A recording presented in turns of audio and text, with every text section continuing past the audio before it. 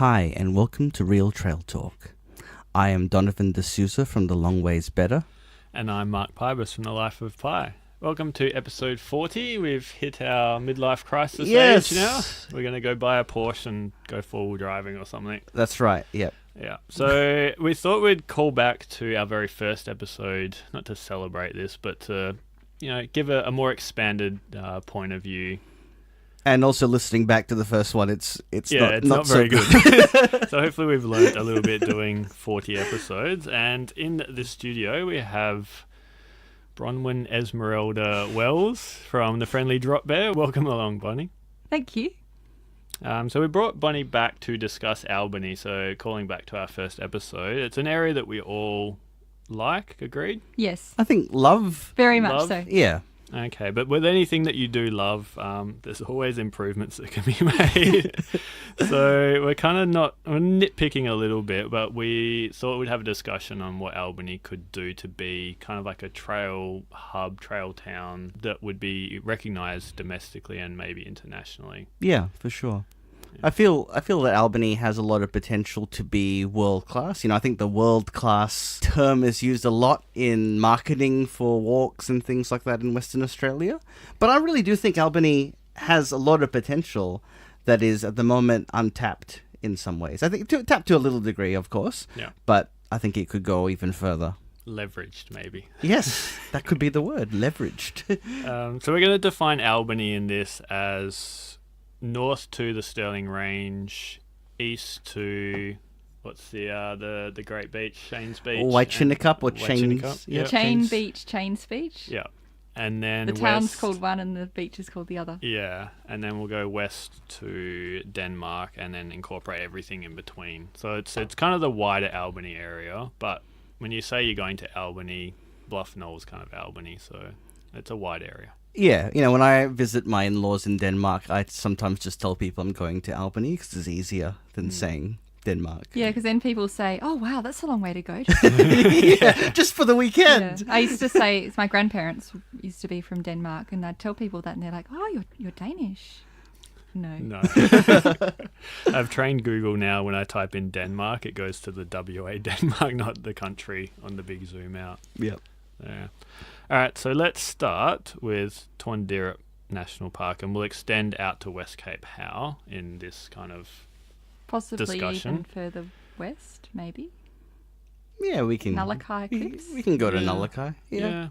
Okay, we'll go to Nulakai then. Maybe. So maybe one of the wilder places that we'll discuss today. There's some dramatic cliffs, nice national parks, and just long stretches of coastline that I'd wouldn't see a soul. Oh yeah, I agree. It's wild, but in some ways it's not wild as well because there's a lot of four-wheel drive tracks through there, and further west there's the Nulakai Wilderness Development, which is a bit of an really oxymoron. A wilderness. Yeah. Yeah. I think this whole area here is, to me, a massive missed opportunity. West Cape Howe definitely is huge missed opportunity. Yeah, it's amazing. And the southernmost point of mainland WA as well, Torbay Head. Yes. Yeah, it's a really beautiful area. And, I think when I went there last year, and you were there not that long ago as well, weren't you? Yeah, I was last there on the March long weekend. Yeah. And I think that the coastal cliffs there, I found them to be as spectacular as the ones that I saw when I did the One Cape track in Tasmania. And it had me thinking a lot about how this area, to me, felt like there was the potential for them to do something really, almost like Tassie did with the Three Capes, in terms of creating an iconic walk that could have gone from West Cape Howe to, Bald Head. Yeah, that would be so good. And you could link it up with the Bibbulmun track, and you could have some a few circuits in there. Like I think you've discussed before, having the circuit around that whole peninsula with West Cape Howe and Torbay Head and Dunsky Beach. Yeah. So for listeners who wouldn't have maybe read the blog post that I wrote about it, I said, that I felt you could do like a circuit through West Cape Howe. Yeah, following the coast. And on that cliffy eastern section, you could have a bit of infrastructure there, like a staircase and things. Yeah, and it wouldn't be a lot of track work that would be required, but it would just, at the moment, it's just all in four-wheel drive tracks. Yeah. And it's not really a very good hike. Like, I'm No. really glad I've walked out there, and I went with my mum, and I was kind of half regretting it because I was like, oh, poor mum, she's trudging down these four-wheel drive tracks. And I thought she was hating it at the time, but she's got really good memories. Like, we camped on Dunsky Beach, and she didn't end up seeing the cliffs because she was worried about getting back up the hill. Okay. And so she walked slowly up the hill while I went and saw the cliffs and things, which is a shame. I tried to tell her, you got to go and see them. But maybe she'll come back if there's a nicer walking track. Yeah. And it just seems like the Bibbulmun has a hut called West Cape Howe and one called Torbay, Yeah. but they don't go to either of them. Yeah. And that to me just feels like a missed opportunity. And I think what I've discussed has been more of a low key trail, probably more in your kind of what you like, Bonnie, in terms of it not being heavy on the infrastructure. Yeah, something really natural and even unintrusive, maybe. Yes, unintrusive. Yeah. Although I think, I don't often say this, but I think it does warrant a little bit of infrastructure, maybe a staircase up from Shelley Beach. I would agree with that. I think that there is the potential there. If, say... Actually, it doesn't need it because you got the Bruce Carlton track or whatever it's called to take you. But to be a circuit, you can go along the beach and then Yeah. you could walk down and then up the other side. Yeah. I think what you were trying to refer to here is kind of the darling of trail development in Australia at the moment, which is a luxury hut model. And you think this is where you could put one in on the south coast? I think so. I'm not necessarily saying that a luxury lodge sort of model is the great idea, but I see the scenery there, and I think it's just as good as what Tasmania has. And say they had been bold, say they had gotten ahead of Three Capes and they made a coastal walk here, I think it could have been a really good walk, and you could have done something from, say, starting near the Nulakai end, walking through past, there's like a lake in West Cape Howe as well, to there, then going down to the cliffs and then to Torbay Head, and then along the coast and finish at Bald Head, and then double back to the whaling station. Yeah, I think that could be really good too, especially if it started at Ocean Beach. Of course, there'd be the crossing the inlet issue. But if it could go along the beach at Ratcliffe Bay and then up through those dunes, and then there's another beach around the corner from there, which is really nice and interesting as well. But then I don't know how it would work with all the private development. Yeah. And all of that. But I agree with you, that could be such a good walk. Yeah. And even with the Bibbulmun track, I feel like I love that section. And the inland section isn't bad. It's nice. However, I think it could be really good if it hit the coast a bit earlier. For sure. And even people, this might be an unpopular opinion, so I know a lot of people don't like hills and don't like beach walking. But if it could go down onto Bornholm Beach for a little bit and then back up, and just like a bit of variation and more coastal walking.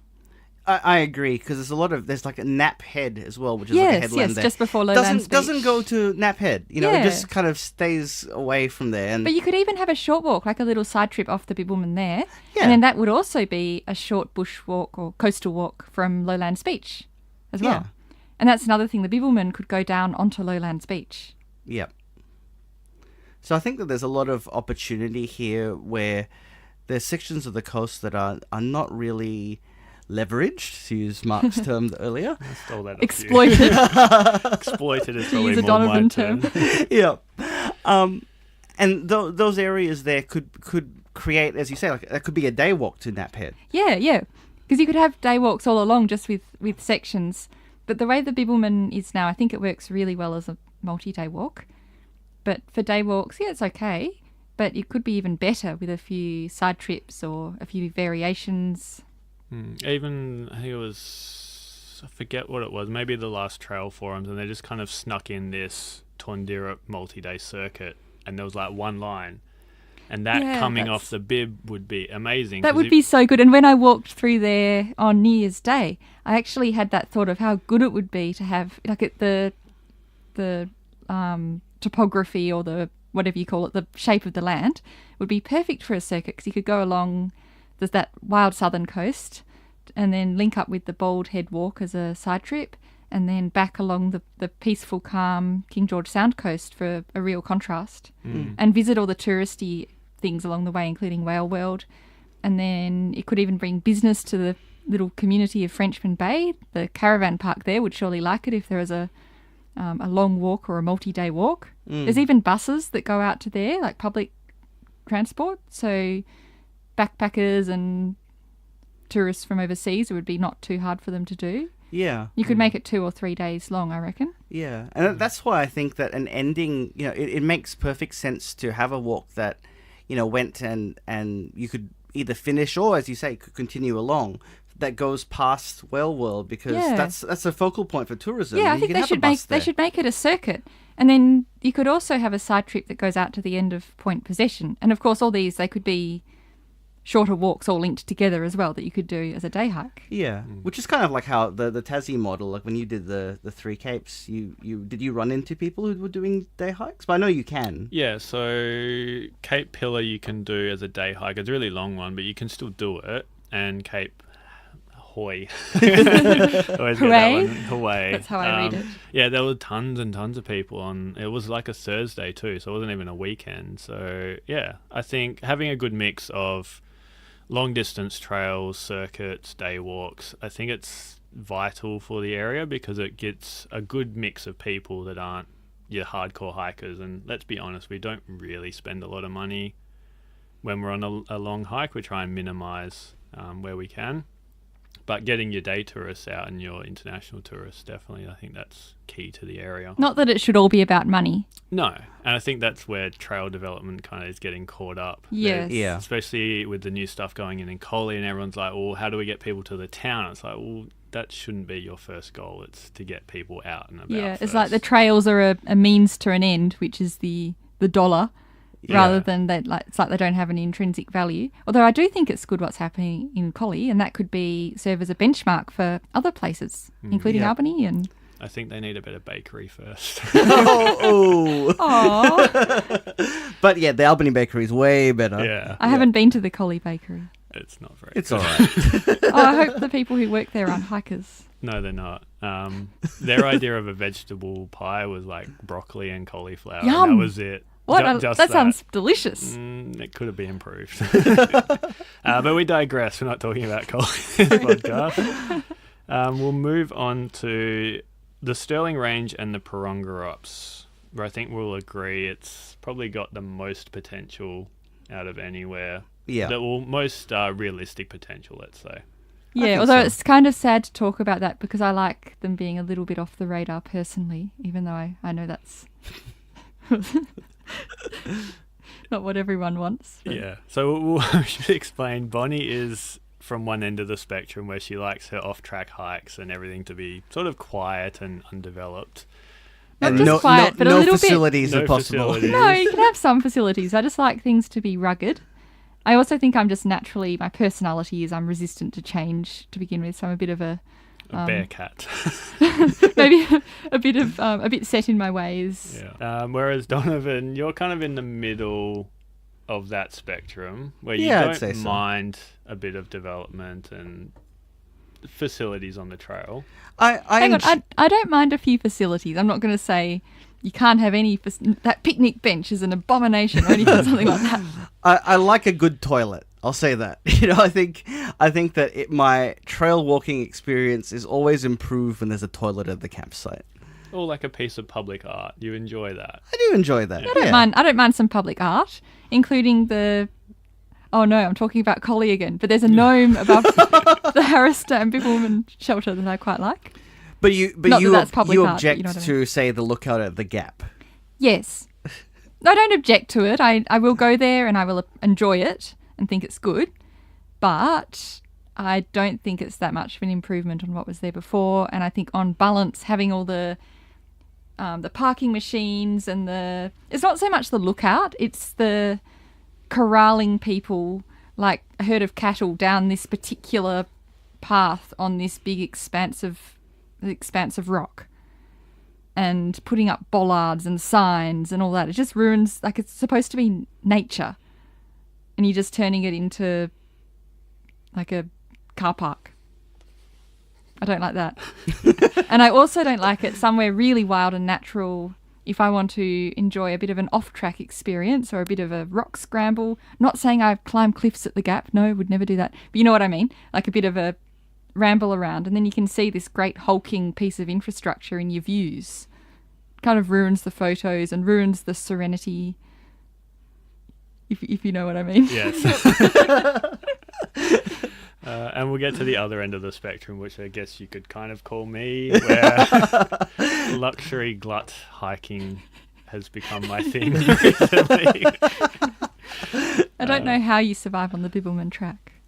Quite well, actually. I like to rough it a bit. I'm joking. Yeah. I'm not as sensitive as your typical glut hiker. Yep. So we'll talk about the Stirling Range and the Barongarups now. The Barongarups...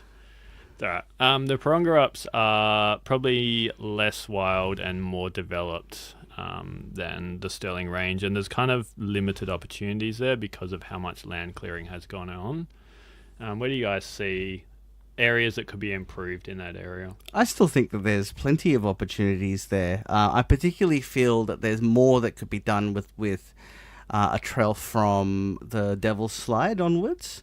You can look at the landscape and you can see that people do off-track walk through there because it's pretty open. I think it would be great to just see even an overnight hike, like maybe off the Nancy Peak circuit and then along to the Devil's Slide side, and then maybe a campsite somewhere around there, and then coming back down on the other side. You say that. The piece of land that I've been eyeing off is actually on the other side of Devil's Slide. Oh, really? You can access it, apparently, through that piece of property. Ooh. So I reckon if you could start there, go over, up to Devil's Slide, down, and then along Nancy's Peak. I reckon if you had a campsite around there, and then continue that on to Castle Rock, I reckon that would be a good overnighter. That would be really cool. And would you be able to link it around in a circuit, maybe along the lower level, or I'm just trying to... You probably could. But it wouldn't be that interesting on the way back. But you're saying it's on the other side, so it's on the Western side. Western side. Oh, okay. So Yeah. you could do like a figure eight and use that middle. Could you use that middle bit? Yeah, you probably could actually. And then I think the actual township of Barongarups may be a little bit too far to walk to, but you could sort of have something there. Yeah. I think you'd maybe need at least a spur trail from there, because there'd be people. There's like a backpackers there. I stayed there once like a decade ago. It's quite good actually, and a caravan park across the road as well. So And it would make sense. I forget what it's called, but there is a nature reserve in there that they have got walk trails in there, because there's a little map and booklet at the cafe at Barongarup that tells you all about it. So you probably do a circuit around, and then you'd at least get views north to the Stirling Range and then to the Barongarups as well. Yeah. Yeah. And it's probably doable, and you can maybe fit in a winery or two. Actually, maybe that would be lime really... burners. That could Castle be Rock the Winery. gimmick Yeah. of the... Or not the gimmick, or the point of difference, because WA is known for wine. We don't have many hikes that go anywhere near a winery when you think about it. We've talked about it Yeah. before. Yeah. But that could be really cool. And the Barongarups does really good wine Yeah. too, and really nice small family-run Yeah. wineries. So like Castle Rock, Rob Deletty was the inaugural winemaker of the year in the Halliday Awards. Fantastic winemaker, and he does stuff as well for Duke's, which is nearby, and they are outstanding wineries. There's some of the best in Australia. So yeah, you're right. Like a trail through there would be great. That would be really cool. And it could be two trails in a way. Like you could have the wine section and the granite and carry section, but have them link up with each other. Even if they were really prepared, you could probably order your wine, and then if you've got a shelter or a campsite on top of the granite, get them to deliver it that night or whatever night. Yeah. It'd be good business. You can have some Chardonnay on the I mountain. feel bad for the poor backpacker that has to I reckon work you there. just carry a bottle of wine. If it's only a one night hike, I'd do that. Or they give you the platypus pouches. Oh yeah, the and then you platy just preserver. Yeah, the yes. platy preserver, and then you just return it at the end. Yeah. Yeah. All right, could there be we cool. go. We've sorted the Barongarups Yes. up. Let's move on to... just one more point? Yeah, one more point I just wanted to make was that I think, and this is a key to, I think, changing the mindset in Western Australia, is if you built a campsite on the top, there was a hikers only one that could not be accessed by road, then you don't have the issues of Yes. people driving there. This is a big point. You're right. But You need a helicopter. you need a helicopter, and you need to fund that. Yep. Yeah. In Tassie, they understand because it's mountainous. They go, well, we have no choice. We're going to have a helicopter. Even on, like the West Arthurs or East Arthurs, they have helicopter service Yeah, for the toilets. which interestingly enough, the Albany area might be open to that idea because the Bibbulmun Track shelters only in the Albany section have That's true. helicopter landing places. Yeah. And so that would be something that if they did something like that, then you don't have the issues of spreading dieback as much. You can limit the impact. And imagine how beautiful it would be to have a campsite on the granite looking Yes, out. that would be so good. And I'm not going to suggest a hut, but it would. I was No, going to suggest actually, no, I would. I know. I said I don't like infrastructure, but I think sometimes it can be good. And I think, Tasmania style hut. Although you don't want to be too much like Tasmania because you can't really compare it. It's completely different. Yeah, I think an open-aired like Bibbulmun style hut Yes, would probably be yeah, a better shelter. and That would be less good. impactful. Yep. Yeah. Or a Mundabiddy style one. I feel I'm they're not- too closed in though. for that particular location. But it would be windy up there. Oh yeah, true. Yeah. Man, But if you no, have it wouldn't that be so bad balcony- because it's got the deck, Yeah. and that could be good. All right, sorted. Yeah, it's a really good idea. I hope they do that. Let's fix the Sterling But then we'll range get now. there's a few points to make here. First of all, this is a prime example of developing a trail from the point of view of what makes a good trail, Yep. not what brings the most money to a town. It's what I refer to as the Thor principle. Is the area worthy? If it is worthy, then you get the hammer and you start making the trail. Oh, maybe don't get the hammer. That might be a bit. Anyway, Yeah. you know what I mean. The Yeah. other thing we have I'm talking proverbially. The other thing we have to mention is you keep talking about gluts, but I don't think people will know what you're talking about. Okay, so Glut is your full Tasmanian Walking Co. purpose-built, like It's a bit more than just like a hut. Yeah, it's a hotel almost. So the guides. Bit of a blight on the landscape, depending on Not really. depending on how you see these Yeah. things. The ones in Tassie, I don't think are a blight. They might be though, if you remember what it was like before. Yes, but again, the Three Capes ones, you can't see them. You can from the top of Mount Fortescue, but you'd really have to be squinting and know where it is. Yep. So I think something like that would be good if you're going to do it in that model. Yeah. You never want them front and center where everyone can see them. You Yeah. want them hidden away. Yeah, on the overland, I think you can only see really one and maybe a bit of another. So they've done quite a good job of making it not obvious to the average user that there's a... Because when Which is interesting. When I didn't see any of the paid huts on the overland, I saw tracks to them, and I looked for them. So you say, which one did you see? Waterfall, the one near Waterfall. Oh, okay. You can see that. I saw a caravan, like a completely random weather station or something, Yeah. Okay. but I didn't see a hut. Not that I can remember. Maybe We- I did, but it didn't look very fancy. Near Burt Nichols as well, you can see it. If you're on the viewing platform, you can see it on the other side. Oh, okay. Yeah. Yeah, it was very, very rainy when I was at Burt Nichols. Maybe Yeah. that's why I didn't see Those are the only two that I could see, but even then it wasn't obtrusive. you know? obtrusive. Yeah. Yeah. the Sterling Rangers. Obviously, there are trails there already. One that we'll probably use as a discussion point is the Sterling Ridge Walk. That's one of my favourite walks in WA. Yes, but in terms of making it a better trail or a better experience, are you open to some facilities going in there? Well, the way WA seems to do trails and infrastructure and things, I would be very cautious because I feel like if you say, let's improve it, what that will mean is ruining the wild, rugged, challenging experience of it. If they could preserve that, like not have a trail, but say have, like a really good example of what they could do is like in the Northern Territory up around like the Nitmillock National Park, they have just little arrows on wires attached to trees, very unobtrusive, or just like on a rock. And then you just follow one arrow to the next and you don't go off track. And then everyone walks the same path, and a lot of the time you're walking where you can see other people have walked before. So a problem with the Sterling Ridge might be that people don't all follow the same route, so maybe that's not the best for the environment. But having a few arrows would could work, I think. I'm just trying to think how dense, like it is pretty dense in places, but even still, I think that could work.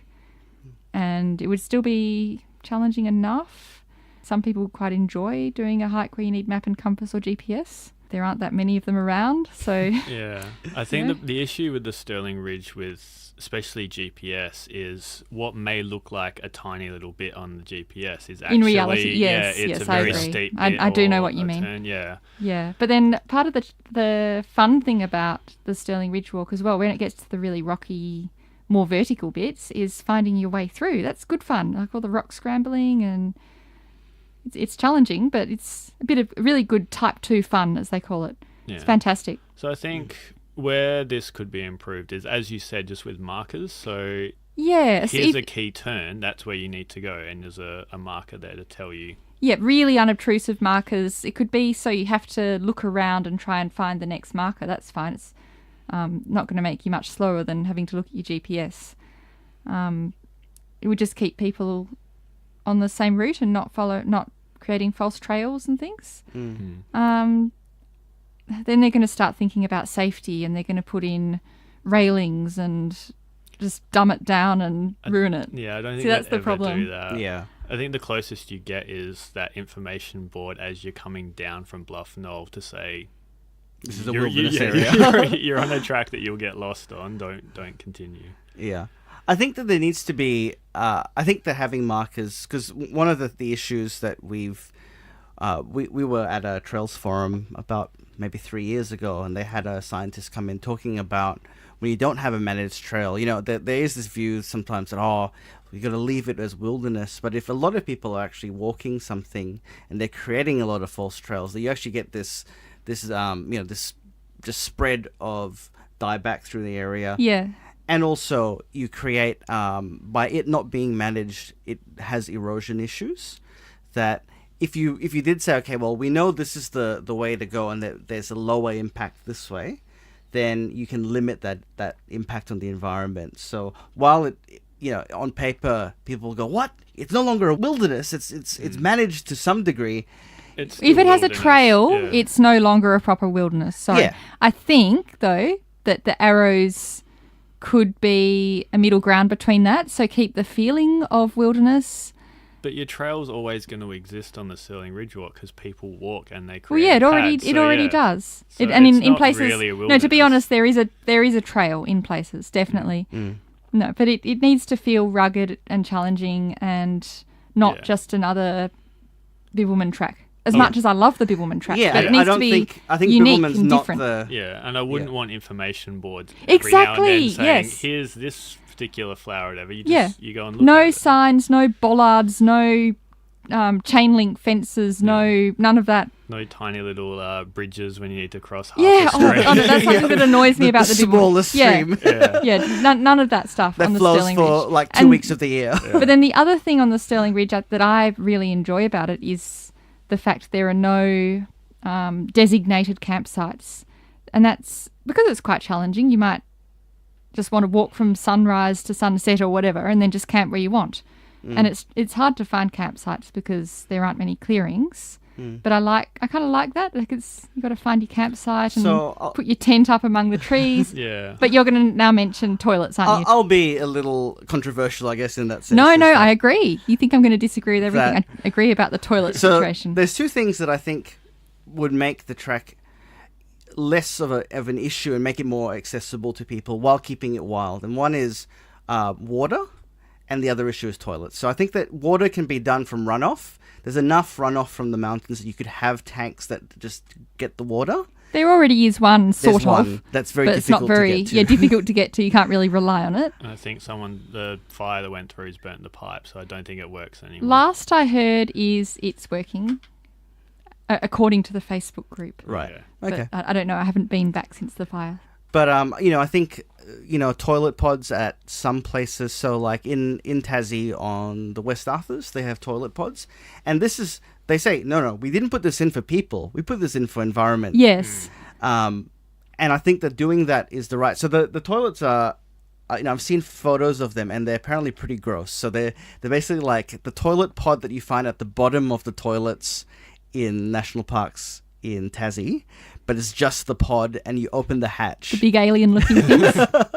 Yes, and they're a bit gross, but they limit the impact, and I think that's actually a really good thing. But you need to use helicopters to get them out. Yeah, We've no, already I'd got agree one, with that. I think there was one spot along the walk that had a bit of toilet paper lying around. Moongoongoondarup Hill? Yeah, no, just beyond that, the camping clearing. Yeah. And that was a bit disappointing to see. So it would, I think it's necessary. You need something there maybe. I didn't see toilet paper anywhere else along the ridge. I don't know if I was just lucky. But I must say, if people wanted to dig holes on the ridge itself, the ground is quite hard. And that's, like, I know a lot of, well, no, not a lot of people. Some people would put it in the too hard basket, literally with their toilet paper. They just, sorry. Yeah. That's all right. There has to I be some level of facility up there. Well, it because you doesn't have can't to be, but if it gets Yeah. more popular, You I can't think maybe always it will. rely on people doing the right thing. I think Unfortunately not. I think maybe at the moment it seems to be getting more popular in It the is, last year or yeah. so. So yeah, maybe it will become necessary. Maybe near where the cave is, or on that saddle between second and third arrow. I can't even think where it would work. Yeah. But near the water tank and the cave where everyone wants to camp. I feel like as long as you had 2 or 3 options, and you say that these, you can camp anywhere, but these are the places where you're near a toilet and there's water as well, reliable sources along the way, then people, will limit their impact as well and say, okay, well, I'll choose to stay here, or maybe not. But it also, the environmental impact is much less, because it is gross to just have toilet paper just sitting on top Yeah, it's of the horrible. That soil. will ruin a trail. And it's like, this is why we can't have nice things, that saying. But that's not just trails. That's also roadside rest areas and things. They're so much worse than hiking trails. Yeah. I guess it's just a problem all round, and people need to, I guess, be more educated. Because I think a lot of people think that toilet paper will just fade away into the soil in half a day with a rain. But no, it's not how it works. No. So moving on, we agree that maybe the Stirling Ridge could be improved a little bit. I wouldn't even call it improvement. I'd call it necessary. Adjusted. Yeah. Yeah, I think it's necessary management. Necessary of an management. increased traffic. As it inevitably will get more popular. Yeah. So the scope for maybe a multi-day trail along the base of the Stirling Range. That would be awesome, I think.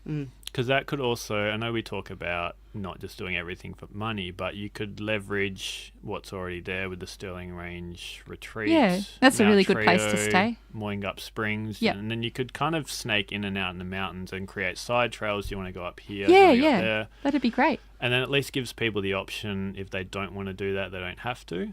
And then you could have campsites that are manageable and cheap to put in certain areas off Stirling Range Drive. Yeah. That's another thing, just with the Stirling Ridge. If you were going to have toilets that need pods and helicopters, how would that be funded? Well, I mean, I think just the pod, by- like Oh, basically, okay. the hatch. No, but the helicopter coming to take it away. Yeah, I know. Yeah. I don't know if DBCA would be able to do that, like Well, that's the thing, is Tasmania you're gonna Parks can. build trails, not necessarily you building a trail on the Stirling Ridge, but you'd have an allocated budget for Yeah. maintenance. Yeah. I think it's Build something less lookouts over Yes. Calbarry Gorge and Yep. more. that- more helicopter trails. Yeah.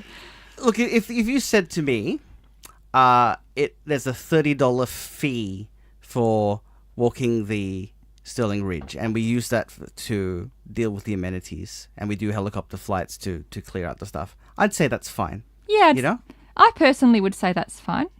I think most people would, but then I'm quite protective of, I want all trails to be accessible in terms of all walks of life, like poor people as well as... I think $30 is not... Yeah, $30 is not exorbitant. $50 is also, that would be... Yeah. It's starting Yeah. to get expensive. For an overnighter or, Yeah. or a 3-day trail, I think that is. But I mean, that area is one of the few, because let's be honest, like a lot of national parks in WA are free, Yeah. and that's one of the few that they will actually charge you and fine you if you're parked at Bluff Knoll and don't have a ticket. Oh, really? Yeah. Yep. Oh, no, I don't anymore, but I've always had the National Parks pass for the last few years. I need to renew it, so I never even worry about that. Yeah. Mm. But I was in my element in Cape Legrand because I was watching a ranger finding people, and that was the most beautiful thing I saw that day. After hearing about what that ranger did to, was it A Wildland? Yeah, You were still cheering him. I was still cheering because there were people who, these were people who were flying drones as well without yeah. licenses. Oh, okay. So I was like, take that. Yeah, that should definitely be a fine. But even, I mean, going back Anyway, to the sorry paid, to go off topic. yeah, the paid model, you could do that for like a 5 to 10 day circuit of the Stirling Range. Yeah. And just have like minimal campsites, maybe a shelter, maybe just water tanks and toilets. And I think people would pay to do that. Yeah, I think Yeah. that would be fantastic. One more thing to mention about a walk along like that's not necessarily up the mountains, but with side trips up the mountains, is the Stirling Range National Park has the most amazing wildflowers. Like they're like so much variety and colour. It's like especially in spring, but even at other times of year as well. So you might think, oh, that sounds a bit boring, just a trail traipsing through the flats. But no, there'd be heaps to see if you like wildflowers, and you'd also get a really good view of the mountains because they're very unique and interesting. So it's just like dead flat land, and then these ancient mountains just sticking up out of the wheat belt. It's really cool. So the other area that I think that's a really good point.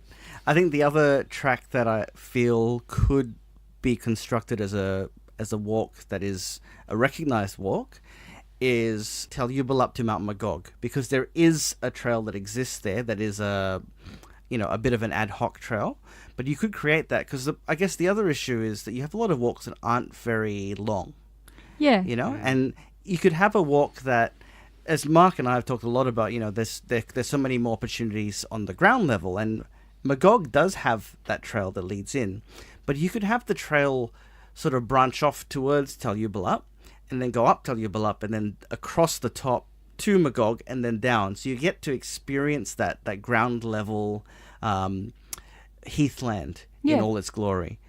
And that's a walk that not a lot of work would have to be done to make that, because you just have to stabilize the track that exists between the two mountains, and then cut a little bit of track between Magog's car park to Talyubil up. That's a really good idea, and a good one to start with. Hopefully someone might. Yeah, it's an easy project. Yeah. Because It's awesome. 18 Morford's maps that. I have the book on the West Stirling Range that guides you through that trail. It's actually doesn't look that difficult doing that saddle. And what would that be, like 10 to 15 Ks all up if it was a loop? It'll be a good day walk, Yeah. Yeah. Because, I mean, Bluff Knoll's the longest at 6. And, I mean, it's fun because you can do 2 or 3 mountains in one day, but, yeah, it'd be nice for a full You day can experience. do longer ones, say like Ellen Peak. There is a trail. But that's Up long to- because you have to walk along the management Yeah, trail. you Yeah. do. But the management track is beautiful in wildflower season. There's Right. fantastic wildflowers. So if you go in spring, that's not a bad walk. Okay. I think it would be all day. I'm just trying to think how long it takes to get up Ellen Peak. Yeah, there's a trail to the small peak before Ellen Peak. And then you'd have to find your way a little bit up to the top. But yeah, it's a really good walk. Cool. And we should probably mention no cable car up to Bluff Knoll. No! Absolutely not. No, I think we can no, agree no, on that. no. All right, so that's the Stirling Range and the Pronga up. So we'll move east of Albany, which is kind of a grey area for hiking. And This is one of my favourite areas to go camping. Yeah, so Bonny's had some experience here. You've done Mount Many Peaks. Yeah, that's a fantastic one. Which is a very prominent figure on the map in Albany. On the map, and also you can see it from lots of places as well. Like you can see it from the Bald Head Walk, and from Bluff Knoll, you can see it. Yeah, you can see it from Bluff Knoll and the Stirling Ridge, and from Two People's Bay Nature Reserve, that little beach and around there. And if you're driving to Fitzgerald River. Oh yes, definitely. And if you're driving east of Albany, it's very prominent to the right. Yeah. Yep. But the reasons we don't have a hike up there or an official track is dieback related, which I don't see how we're ever going to get around that and develop any trails in the area. Yeah, I would not want a trail up there personally. I think, just leave it as is. If people want to go off track and go up there, I don't think many people would. It's definitely type 2 fun. Just leave it as is. But, I mean, you mentioned Two People's Bay. Do you both think that there could be a multi-day or even just a series of trails linking that area? I think that could be so good. I think the problem would be there's a lot of farmland around there. But when I was there recently, my mum and I camped at East Bay on the other side of Two People's Bay and spent a bit of time all around there and Betty's Beach and everything. And then we were thinking it would be really nice to walk the length of Two People's Bay Beach. And you could use East Bay campsite. And then I was also trying to think if it would be possible to walk around the coast. I know there's like a restricted area at Mount Gardner. And that's a big challenge there for any tracks. That restricted area areas. And also farmland. Yep. But right on, like along the coast, there's not farmland there, like right on the coast. So you could have, I'm not quite sure how it would work, to be honest, but if it could happen, that would be fantastic.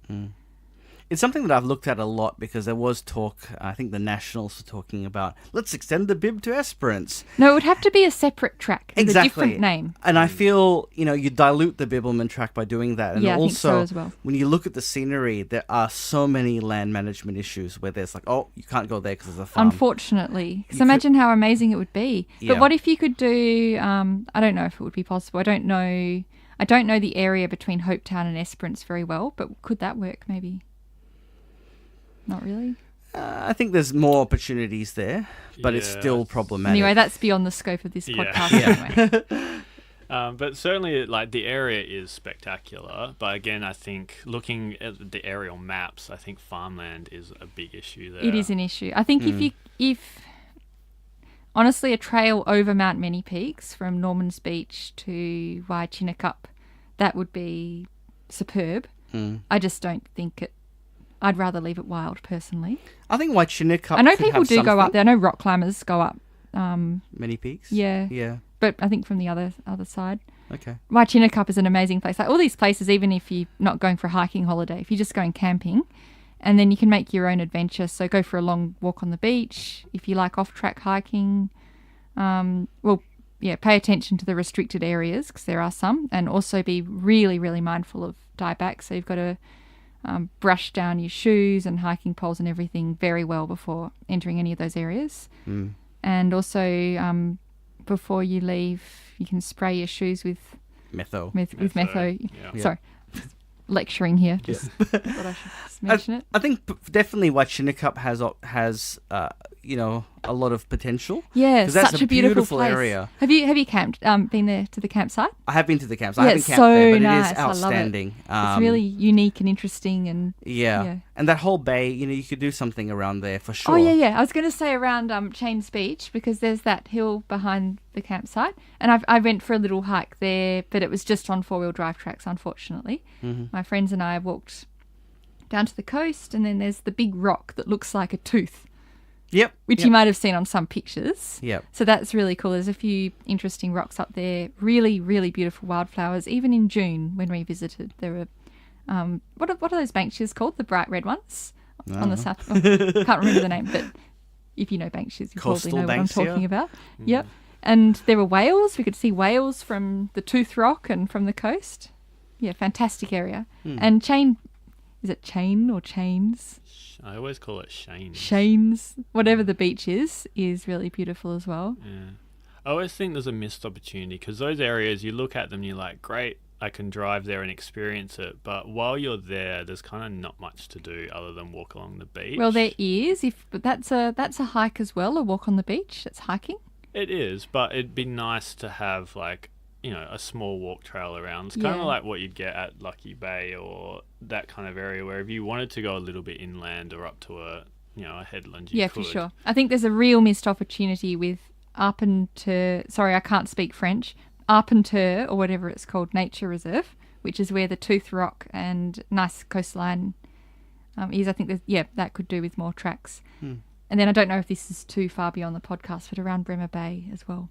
But that's maybe for another day. Yeah. But it's a similar story there. There's not many hiking tracks from around there, but lots of places you can go by 4-wheel drive. Yeah. Which of course you could walk to, but it's not. Yeah, it's not pleasant walking on 4-wheel drive tracks. But then right back to the start of what we were talking about, That's the problem with West Cape Howe and Torbay as well. Yep. It's not a good hike. It's the hiking is a means to an end. It's about the destination, not the journey. Yes. It's not- worth it, yeah. but it could be so much better with a trail that follows the coastline. For sure. Yep. So I guess that leaves west of Albany, near sort of Denmark area, which we've kind of talked a bit about with Nalakai. Yeah, one of my favourite places in the world because I used to go there all the time when I was a kid. It's like second home. I thought you were Love going it. to say Nalakai, as in the campsite on the Bibbleman. Oh, which no, don't mind it. I'll I tell don't you love. why I liked campsite. I liked Nalakai. I got there quite late, and there were all these frogs hopping across the path 'cause there's a swamp. And that's also why I was really sad about the lime pit thing and the road and all that. I was just really worried about the frogs, or one of the reasons. Anyway. Yep. The mosquitoes will get their revenge on the lime pit workers. Oh, no, I don't mind the workers. It's not their fault. You know what? I just the concept of the lime pit being there, Yep. not the workers as individuals. Yep. Yeah. Yeah, I know. As much as I do not like mining, I think Nalakai, they've got that development in there anyway. It's kind of ruined for future generations. So Yes, and the wilderness development. yeah, the you mean. wilderness development. So a mine in there that only operates 3 months a year during non-hiking or non-peak hiking season, I'm not Yeah. too worried about. There's Yes and worse no. mines. There's worse. There's worse Yeah. mines for sure. Yep. So the Denmark area, I mean, there's a couple of hikes we've done. Sheila Hill. I've done that one. I've got a really silly thing with that one. So I've done it a few times, and I only realised very recently, the last time I did it, that I haven't been to the summit of Mount Hallowell, Really? which I didn't know because I've done that walk lots of times, and there's the little sidetrack, and I've done that sidetrack and thought, oh yeah, that's all right, Monkey Rock's so much better. And then I thought, surely there must be more to it than this because a few people have said it's nice. And so I actually looked up your blogs, I think. And I was like, and then I saw a picture of the summit view, and I was like, I haven't seen that. Is that the one, the area where the sign's fallen down and you may not see it? Oh no, I saw the sign to the summit, and so I've been as far as a rock platform amongst some trees where you get a little glimpse of the ocean. I don't know. But This is not really, to the actual... I can't explain why until I go back and I'll work out what it is I'm missing. Right. Oh, yeah. Yeah, that's a really good walk, the Sheila Hill Trail. It's part of the Bibbleman as well. And that's one of my favourite parts of the Walpole to Denmark section, even. Yeah, definitely. Same for Surprisingly, me. because it's right into town. Yeah. But I mean, apart from that, and there's the Heritage Trail, which kind of runs around town and along Yeah. the waterfront. Yeah, there. which is quite nice. There's Mount Lindsay. Have you done that? Yeah, Mount Lindsay. Lindsay's okay. Yeah, but there's kind of a big gap there that you think they could put a few more walks. There's the in. Harewood Forest, a nice 1.3 kilometre track. I've It's not all heard right. of that one. It's No, on... it's nothing special. I quite like it. It's Yeah. nice. If you're going to the wineries and things, you can just stop in there and go for a little walk or a picnic. Yep. But speaking of the wineries, is there an opportunity to do Yes. a winery trail? I know they've put in the road trail that they're kind of spruiking, but What's the road track? Do you mean the Scottsdale Road? Or no, it's something else? Trails WA have put I think it's the Denmark and something food and wine trail. Oh, okay. Yeah, I It's didn't know basically about that. just Google Maps Yeah. and you drive from Okay, one yeah. winery to the next. But hiking there would be a lot better. That would be so cool. Yeah. I think that think would it- be better than Margaret River. So I think that the walk does go I on think the scenery's Scottsdale. better. I think the walk does go on Scottsdale, but then it goes through some other areas. Also, this is a walk. No, the The drive. drive. drive. Yes. Yep. Yeah. It would go on Scottsdale, wouldn't it? Because there's lots of things along there. Yeah. Yeah, Yeah. including the Mundabiddy actually But goes there's- on Scottsdale. Oh, Yeah, oh, that's does true. it? I didn't know Yeah. that. Yep. But there's a few side roads and gravel roads between Scottsdale and Mount Chadforth Road Mm-hmm. with some wineries like Tinglewood Wines, and I'm just trying to think what else, if that one even exists anymore. Might have Castelli's up on changed top of the owners. hill, which has got a Yeah, nice, yeah. I think nice I spot. think you could do a lot with that, and especially if you get the winery owners on board. If you could say this could bring more people, they might be happy to have a trail through the vines even. And especially if could be they really good. already organise or offer accommodation, Yes. it kind of eliminates the need to manage a campsite or a shelter. Yeah. People would know that this is your options. You can stay here or here, and you can plan your trip. I think just linking up wineries or restaurants or nice areas. Now this, I just had an idea. Could you have a wine trail that goes to the Mundabiddy shelter if the Mundabiddy cyclists don't mind the occasional hiker staying there. Hopefully they don't. And then down to William Bay Shelter and then back over Mount Hullowell for the circuit. Or is Yeah, that why a not? silly idea? Yeah. If there's wineries there that you could walk to quite easily. Oh, and now I'm thinking the coastal area of Denmark as well. Yeah. I mean, I think the William Bay circuit, Yep. which I push a lot. So interestingly, so you published the William Bay circuit, and that I was really interested to read that. And then just earlier that year, some friends and I did something very similar, but not a circuit. No, it was a circuit, but it was different. So we walked from Lights Beach to Greenspool, which is something I always wanted to do since I was a kid, was walk that entire coastline. So it felt like a bit of a milestone for me. And that is so cool, especially the bit, I think Lights Beach to Waterfall Beach was good, but maybe it wasn't the safest to walk, and I wouldn't, if I was a DBCA person, you'd be putting up a sign saying, don't walk here, king waves, Yes. that sort of thing.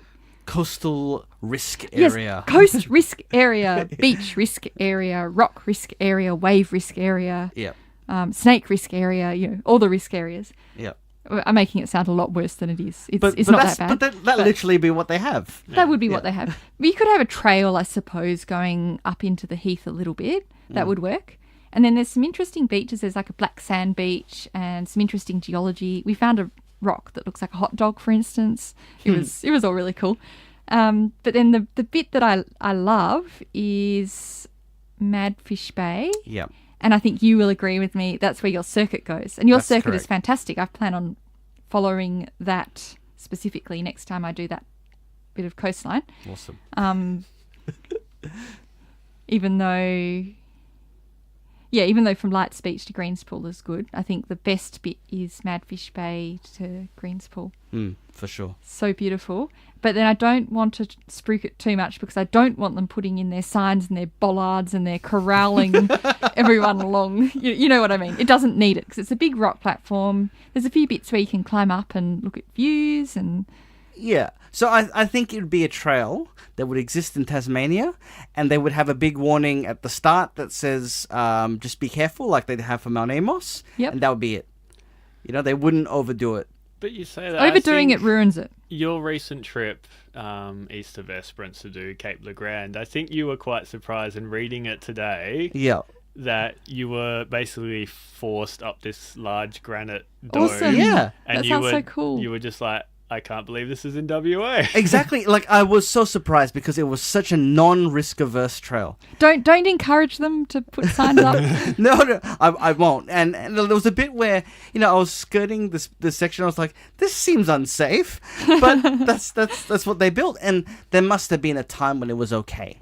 Yeah. And I don't know what happened, like why we've become so excessively risk averse when, in Tasmania, like you said about the Three Capes, they don't have fences off for some of the areas. I think But there were some areas where you said you could walk quite far. Yeah, the without- blade you could easily fall off. But I mean, you could do that pretty much anywhere. If you wanted to jump off the gap or something in Albany, you could. don't mention it because that does happen. It's Yeah. not very good. But I think I will play the devil's advocate for a second, even though I 100% agree. But it is still important to acknowledge the risks. So don't go in blind to these things. So if you're going, you know Yeah. what I mean? Yeah. And I think that's where I get worried with like the Stirling Ridge Walk and people are like, oh, we're planning to do this. And I was like, are you a serious hiker? Because if you don't know what's there, it's really dangerous to try and go up there. And I think there needs to be Yeah. some kind of system to say, I think This we've got is that what's in a here. way with this. This may sound ridiculous, but having all the Facebook group and everything, everyone asks, well, lots of people anyway, ask there first. And then people do. I but tend you to... never quite know jump what in and- people's abilities are. And people No, tend to no, but you- overstate what they've done. But you can... Oh, you don't know that if you don't know them. You can get a sense. I get my inner judge. It's the here. vibe. It's the Yeah. vibe. But I must admit, I do comment on those posts often if you get a vibe of... Like the bro culture, like, oh yeah. Oh, yeah, it'll there's be totally fine, bro yeah. culture. And also, I think there's a bit of naivety with that walk because people think, oh, it's only 1,000 meters max, so that's not that high, which is true. If you compare Or it to... it's only 20 something Ks, I'll be fine. It's only 20 Ks, smash that out in a day. It's only 1,000 meters. Oh, it's not going to be alpine, but it is in the fact that it's got its own little microclimate. Like you can see the Stirlings, they've got their own cloud system. And I think maybe it might be because it's the ground is so close to sea level, so the actual elevation, I can't explain it exactly, but it's quite it is prominent. It's prominent, and you do get some pretty awesome weather up there. Yeah. For better or worse. If you're prepared, it's awesome. But Back to topic.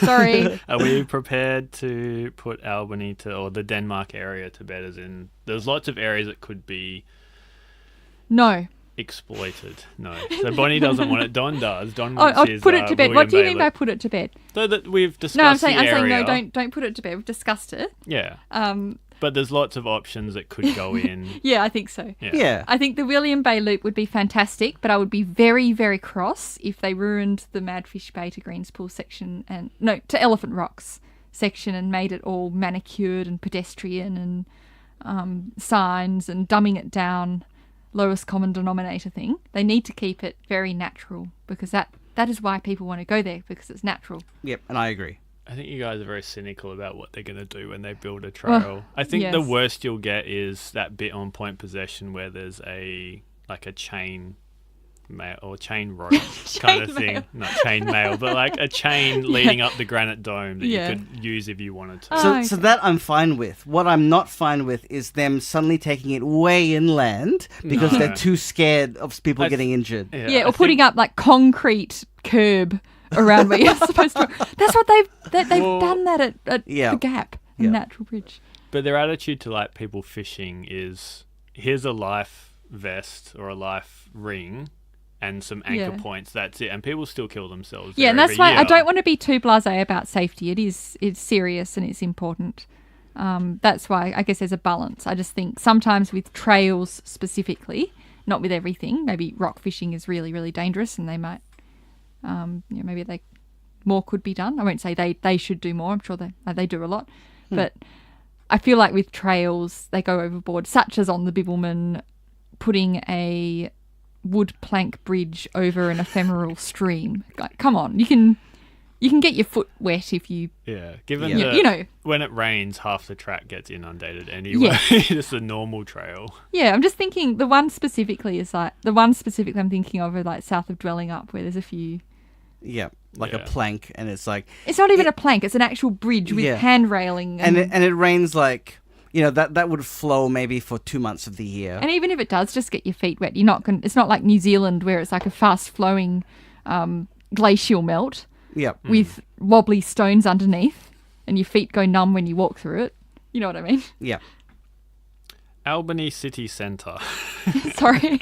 Going off topic again. So the Albany City Centre, they have actually but they've commissioned plans around the Mount Melville, Mount Clarence area to turn that into a mountain bike hub / hiking hub.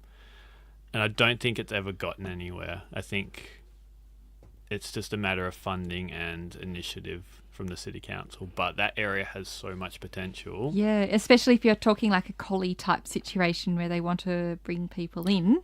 Yeah, you've already got development up there. You've got the Anzac Centre. You've got the War Memorial a bit further down. That actually is a really cool walk you can do. Is around Point King and up to the Anzac Centre and Middleton Beach. I love Albany town. It's like such a bleak and interesting town.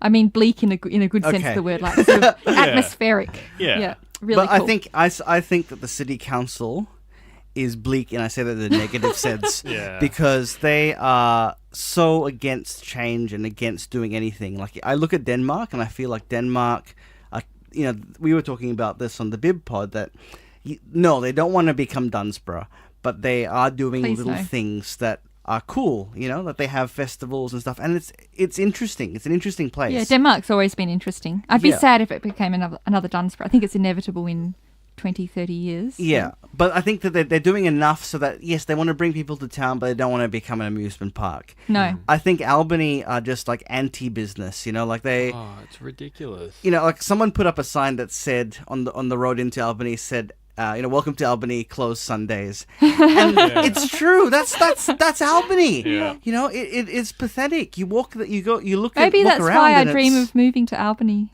because you want everything to be Yeah, closed. nothing's open. No, But I not mean, really. just it's so disheartening. I went there. I can't remember what day it was, but I had like almost a full day in Albany to kill before my flight out. And I was like, nothing is open. I found a bookshop, bought a book, and then sat in a cafe the whole day. But I was like, I would love to walk up and down and go to the shops and Yeah, or you could have a walk good time. around to Middleton Beach and around that headland. That's a didn't nice have walk. that much time, and it was raining. Was the quite Anzac heavily. Centre closed? I I like Yeah. Albany just walking around the streets because there's some really interesting houses and just a town to walk around. Yeah. It's So nice. I was there once and my car was having issues. I think it was the same. Yeah. So I dropped it off the mechanic and I was like, well, I'm on foot. So I walked up to Yeah. Mount Clarence and did the Anzac Centre. I've had the and exact everything. same thing happen in Margaret River once. We had to have our car towed out of the Borenup Forest. And then I did all the Margaret River Heritage Trail and all them. I got stuck in Margaret River too. But yeah, it's a beautiful area to walk and there's lots of history to explore. Yeah. I think people need to be aware that it's there. Yep. Whereas, like, the day I was there, it was also the cruise ship had come in, and the town actually rallied, and they had like shuttles going up and down the hill all day and making the most. I think that needs to be a permanent thing within Albany, rather than everything's closed. Might be a So chicken it's- and egg situation. Is they need lots of people going there to make that viable. But they have, people have tried to start businesses and have found no support there. Oh, I see. And I must say, the thing that shocked me when we went to Exmouth was coming back to Geraldton. I found Geraldton had more of an interesting Yeah. nightlife than Albany did. Like, they had, cool bars open Oh, and things. that's right. Albany has a nightclub. Yeah, so they forgot have a about that. nightclub, and they have one great restaurant, Liberté. It's really good, and gourmandise for lunch and breakfast is fantastic. But is there a cool small bar? Yeah, Liberté, but that's it. Whereas I felt that there was so much more in Geraldton to do, and I thought, really, Geraldton more than Albany? I feel like there's so much more to do in Albany, and yet there isn't, and it's a shame to me. That doesn't bother me too much for a country backwater town. But it's not country No, in the it's sense not really. it's It's a quite city. big. Yeah. And Yeah. it's meant to be a city, so I think there should be some kind of vibrant culture going on, even if it is a historic town that is centered on Anzac tradition, and it's got a lot of history and culture there. It's just not drawing in the masses kind of culture. Oh, maybe It's I like like grey the fact nomad it's not culture. drawing in the masses. I think I like grey nomad culture. I do think I should become a golden brown nomad if I. But for the rest of us that maybe want, a cool wine bar or I'm something not saying other I than don't your appreciate country a cool pub. wine bar, but I live in the city, so if I'm going to Albany, But not really Albany what I'm is seeking out. the city for that area, though. That's the It thing. is, Okay, exactly. fair enough, all right. Yeah. So maybe they should go like the Bunbury route and introduce something radical like a 24-hour Kmart. So it's just to spark change and The city council would never approve that. But Yeah. I mean, even like I compare Albany to Tassie, but there's no good hiking stores in Albany. yeah, there's Trailblazers, which is all Whereabouts right. is that one? That's a bit out of town, and I know this well because I drove down to do the Stirling Ridge walk straight from work, and then at about Broome Hill, I gasped and said, "Oh no, I Forgot your shoes. forgot didn't you? forgot my shoes," and I was wearing my work shoes, which they're kind of like this. Yeah, that was So- never going to work. No. And so I feel really guilty because my friends I was with, we had to do a half-day trip down to Albany. It was one of my friends' birthdays even. We were meant to be starting the Stirling Ridge, and so I bought shoes from Kmart and really good socks from Trailblazers. So I spent $20 on my shoes and $30 on my socks. But I didn't regret it. That was the right decision. So there used to be a Mountain Designs, but that closed. But you're Oh, right. yeah.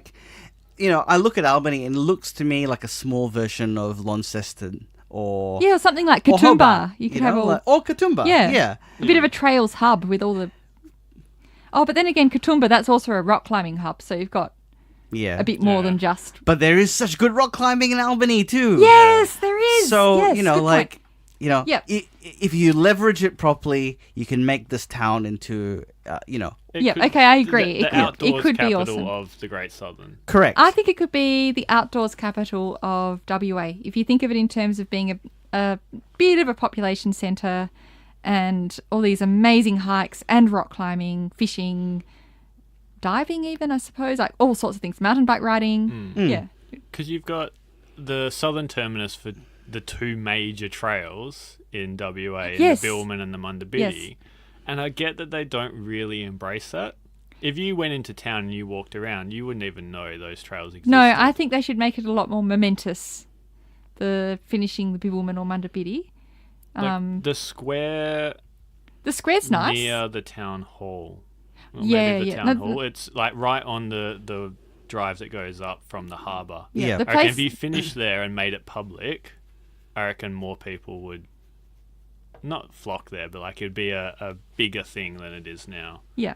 Because the old southern terminus for the Billman used to finish down near like the bus station. Yeah, that's where I finished my sectional end to end. And then I walked up by myself to the visitor centre and I rang the bell. I liked ringing the bell. That was good fun. Similar to same at Kalamunda as well. But like if you had that in the middle of town and someone's ringing a bell and everyone in there can hear that, they'll be like, oh, what's that? And then Yeah. they would know it'd become a cool thing and people would like cheer randomly as they're doing their shopping. That would be or- cool. It would be cool if you like go outside the visitor and ring the bell. Although some people would find that really embarrassing, I'm sure. But it would be cool.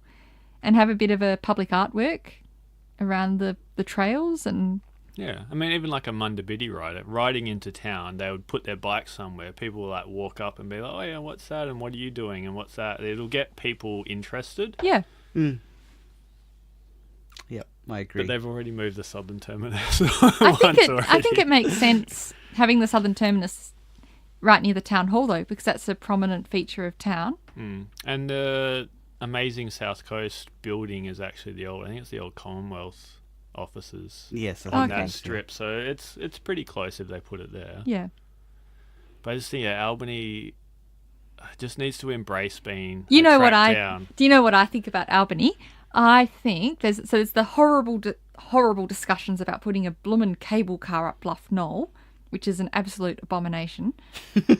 But I think the sacrificial lamb for this cable car idea should be Mount Melville or maybe Mount Clarence. I don't know if that would work. Mount Clarence up to the Anzac Centre. But I actually think that would be really cool because it wouldn't detract from, like, if it was up Bluff Knoll, it would just be really sad because the whole point of that is it's nature and it's wild and also it's such an isolated, small mountain range that like having all this infrastructure on it would just overpower it. It's not like the Alps or something where I don't know, maybe even the Alps it's overpowered. Well, you've got like You know what towns I mean? and yeah. Yeah, it's like towns all around it and stuff. It's not like that. It's just nature. And I think they actually want to put like a downhill track. I think maybe once a year they do a downhill circuit on the roads. So if you had a downhill section that finished at the port and then Yeah. by cable car you put So your we're bike. talking about Albany again. Having Yeah. a cable car up, it would Yeah. be so cool. It would And be the like har- Queenstown, but smaller. And the harbour's awesome. You know, Yeah, the views yeah, would yeah. actually be good from You the would cable have good car. views. Yeah. It would be really good for tourists, for cruise ship people. That would be awesome. Go up in a cable car, see the views. You could also have a hiking trail as well for type 2 fun people. But yeah, it'd be really good. And people with mountain bikes could take their mountain bike in the cable car, like at Queenstown and places like that, and then ride down the hill. That would be really cool. And I think they should consider that instead of a cable car up Bluff Knoll. I think your issue here is taking it over housing. That would be a problem. That's why I'm Yeah. thinking Mount Melville. Oh, I don't know. Because No. Mount Melville, I don't think there's much development up there. So you basically not. you're just going up there for a view or a mountain bike down. Yeah, I think Mount Clarence would be better. However, if they had mountain bike trails and they could put a lookout and everything up there and you get really good views over King George Sound and over town, either one of them would work. I just like picturing Mount Clarence and where it is, and I think there's more houses around there, aren't there? If you go Sterling Drive from the main centre of Albany out to Mount Clarence, I think that links up to the port and you'd have a few Yeah. houses. Oh, maybe that affected. would be better. Yeah, there would be the issue of the houses. But if they could get around that, it would be good. Yeah. It would Yeah. be a lot smaller than Bluff Knoll, I suppose. maybe like a saucer, so you couldn't see, you could only see out rather And not than below. down. Yeah. Yeah. Nothing wrong with. Oh yeah, because people wouldn't want everyone looking down onto their washing line and Yeah. their Yeah. swimming pool. Yeah, Yeah. fair enough. But anyway, if we could get around that, even if I think you went, there has to be some clear land. Even if you went down, Down over- Point King, where the No, road kind goes of past. pointing from Mount Clarence I just out don't think it's high enough, towards, come to think of it. Point Possession, and then as it got to that point, then went right towards Yeah, the yeah. So like point. past the port area. Yeah, Port Yeah. King. Yeah. Point King. So Yeah. that would be okay because there's there's like some silos. Yeah. Like Yeah. it's It would fine. be fine. And then you'd get your cruise ships. You'd be able to get easier access from your cruise ship up to The Mount Anzac Centre. Clarence. Yeah. Yeah. Yeah. And it's, if it's like 50, 60-year-olds who don't want to hike, they can take the cable car and they get Yeah, easy yeah. access. It's great. Alright. I So- actually think the views, not necessarily better than Bluff Knoll, but more suited to a cable car. Like you can see the town and yeah, King George everything. Sound, and I mean even the whole Princess Harbour bit, and you could somehow tie it in with the Anzac Centre and say, look out there, and that's where the ship's left. And yeah. I don't know if you'd take away from the Anzac Centre, but it'd still be cool. No, I don't think it would. I think it'd be awesome. And while we're kind of in Albany city centre, I guess we should probably talk about Princess Harbour and that where the bib currently goes. Do you think there'd be an opportunity there for anything around that area? Oh, not that I can think of. I could be wrong, but it's very much not a wasteland. That's the wrong word, but it's It's not super exciting. no, it's not. It's nice. I think the track around the harbour is quite nice. I'd prefer it if it was like a dirt track rather than a paved one, but I can see the Yep. appeal of having a paved one if you're not finishing a long walk on the Bibbulmun. If you just want to go for a bike ride or a stroll Yep. with a pram or wheelchair or anything, it's fantastic. Or if you want to go to Lime Burners. Oh yeah, if you want to go to Lime Burners, yes. I am planning on doing that. Finish my sexual Yeah. intern. I guess north of Albany is not really much because it kind of spreads out because that's the Mostly flatlands. farmland. Yeah. North Yeah. of Denmark, there's a bit more because there's Mount Lindsay area. Wonder if more could be done there. The Denmark River goes up through there. Yeah. Yeah. It's really pretty. We used to go, when I was a kid, we'd go for picnics at the base of Mount Lindsay. There's a really beautiful river area. Yeah, Yeah. it's a good area Rocky. there. Even area. the Calgon River, I think maybe more could Oh, be yeah. done there. And there's good walks there too, up Calgon River and... The Luke Penn walk. Yeah, that's worth But mentioning. they could Always- extend that. Oh, I know where there can be more walks, and that is around Gull Rock National Park. They've got walks there, and I haven't done these walks, Is but I that want the- to return. The Mount Martin one? Mount Martin, Yeah. yes. I want to I've- come back in spring. You've been thwarted. I've been thwarted 3 times. Oh, I started doing it with Alyssa, and she complained about the flyers so much that I actually one of the few times where I went, "Fine, you win. Let's give up." I'm always intrigued with Calgon River because you drive out there and they've got those like big beware quicksand. yes. I was thinking you could have like a type 2 fun activity there where you try and escape the quicksand. So make it like a 100-meter hike that takes 4 to 6 I hours. think there'd be a calm DEC, DBCA, DPAW sign saying quicksand risk area. This is something I keep meaning to do, actually, is go around and whenever I see a risk area sign, Photograph all the I keep signs, meaning to yeah. do it, but I want to collect all of them because there's so many. There's like tree, rock, wave, beach, snake, Cliff. Bees. Yeah, you said bees. Yeah. Yep, everything. Yep. I said trees, actually, but Bees. Yes. are there bees? Yeah, there are bee risk areas. Is that way. Yeah. Beekeeper Nature Reserve? No, at Fitzgerald River, there's bee risk I areas. wish it was Ah. at Beekeeper Nature Reserve. And I got stung by bees at Fitzgerald Oh, River you too. did. You didn't pay Tut, heed to tut. the warning sign. Yeah. No. Well, I guess we probably should wrap this up. Yeah. We'll average it out because the last pod wasn't very long. But, I mean, we all love Albany. We're Yes. not saying there's anything wrong with Albany. We're just highlighting maybe where things could be improved. Yeah, it could be awesome. Yeah, it's constructive criticism, not. But it's also don't yeah. improve it too much because I don't want it to get too crowded. Yeah. I think, having done Freycinet recently, I think if you got to that level where you've got busloads of tourists unloading, I think Wave Rock gets like that as well. It's just, it takes away from that experience. Because we haven't mentioned the obligatory, some of the most beautiful beaches in the world. Yes. So, like I'd say, as good as those Tasmanian beaches. Well, yeah, they're effectively the same thing because it's the way the granite breaks the down. granite beaches. Yep. Granite Pure areas white, have the most beautiful beaches. Esperance, Albany, Denmark, Yep. Yeah. And Tasmania, yes. Wilson's Prom. Wilson's Prom, yes.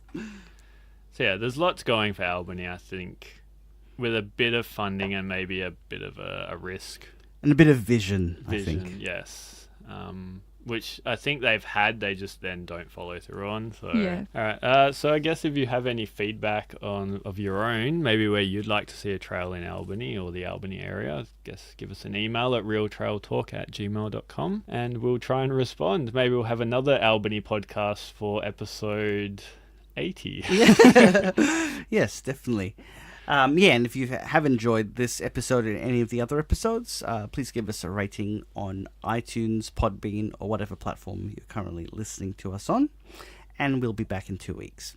Thank you, Bonny, for coming in. Thank you. And thank you, everyone, for listening.